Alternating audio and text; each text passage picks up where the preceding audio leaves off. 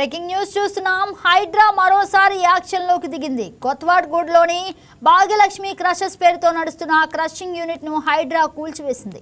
అక్రమంగా crushing unit నడుపుతున్నట్లు గుర్తించిన Hydraa జేసీబీలతో crushing unit ను కూల్చగొడుతోంది. ఇక జీవో నెంబర్ 111 నిబంధనలు అతిక్రమిస్తూ అక్రమంగా ఓ మంత్రికి చెందిన కన్స్ట్రక్షన్ కంపెనీ క్రషర్లు నడుపుతుందని ఆరోపణలు వచ్చాయి. ఇక హిమాయత్ సాగర్ క్యాచ్మెంట్ ఏరియా పరిధిలోకి వచ్చే ఈ ప్రాంతంలో గుట్టలను పిండి చేస్తూ పర్యావరణానికి హాని కలిగిస్తున్నారని స్థానికులు, ప్రతిపక్షాలు విమర్శలు గుప్పించాయి.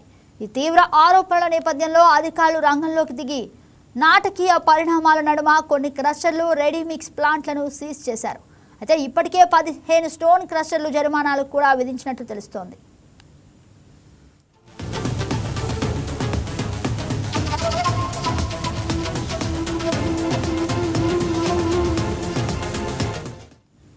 ఇదే అంశానికి సంబంధించి మరింత సమాచారం మా ఎగ్జిక్యూటివ్ ఎడిటర్ శ్రీనివాస్ ఫోన్లో అందిస్తారు. శ్రీనివాస్, చెప్పండి.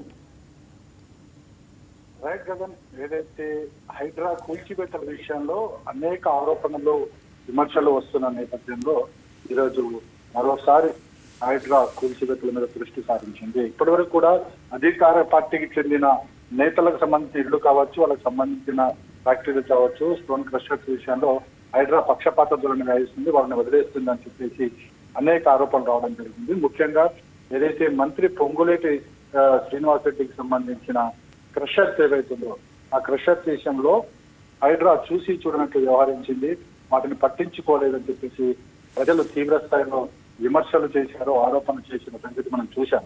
అయితే ఈ విమర్శలను, ఆరోపణల నేపథ్యంలోనే ఇక ప్రభుత్వం కూడా ఉపేక్షించడం కరెక్ట్ కాదు, ప్రభుత్వం మీద వ్యతిరేకత వస్తుందన్న భావనతోనే హైడ్రాకు ఆదేశాలు ఇచ్చినట్లు తెలుస్తుంది. దీంతోనే ఏదైతే శంషాబాద్ సమీపంలో కొత్తగూడలో ఉన్న ఏదైతే స్టోన్ క్రషర్స్ ఉన్నాయో వాటి మీద హైడ్రా ఈ రోజు ఉక్కుపాదం మోపింది. ఏదైతే స్టోన్ క్రషర్స్ అన్నింటినీ కూడా కూల్చివేతలు చేస్తున్న పరిస్థితి కనిపిస్తుంది. ఇప్పుడు అందులో ప్రధానంగా రాఘవ కన్స్ట్రక్షన్ సంబంధించిన పలు కంపెనీలు ఉన్నాయి. అందులో 5 మిషన్లు ఉన్నాయి.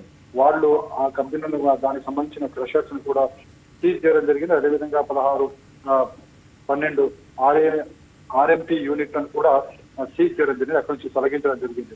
మొత్తం దీనికి సంబంధించి మనకు చూస్తే కనుక ఏదైతే రాఘవ కన్స్ట్రక్షన్ సంబంధించి అటు పొల్యూషన్ కంట్రోల్ బోర్డు కూడా గతంలో రిపోర్ట్ ఇవ్వడం జరిగింది. ఏదైతే 111 జీవో కండిపేట సమీపంలో ఉన్న సమీప ప్రాంతాల్లో 111 జీవో అమల్లోకి వస్తుంది.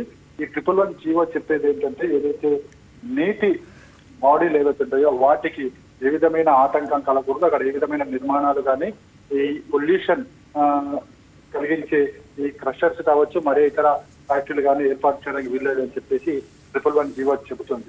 ఈ 111 జీవోను తుంగలో తొక్కుతూ మంత్రి పొంగులేటి తనయుడు ఇక్కడ క్రషర్స్ ని ఏర్పాటు చేయడమే కాకుండా అక్కడ భూమిని కూడా కబ్జా చేసే ప్రయత్నం చేశాడు. సో దాంతోనే వాళ్ళ పెద్ద ఎత్తున దుమారం జరిగింది. దీన్ని ప్రతిపక్ష టీఆర్ఎస్ పార్టీ కూడా అసెంబ్లీలో కూడా దీని మీద ఆరోపణలు, విమర్శలు కూడా చేయడం జరిగింది.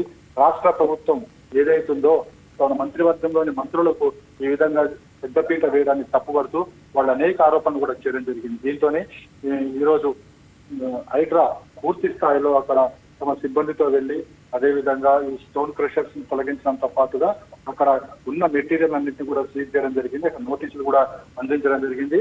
వారికి శ్రీనివాస్, అయితే కూల్చివేయడానికి ముందు నోటీసులు ఏమైనా ఇచ్చారా?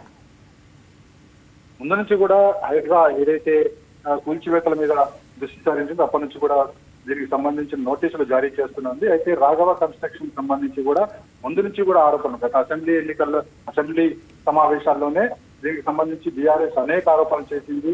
దానికి సంబంధించి పొంగులేటి కూడా సమాధానం చెప్పడం జరిగింది.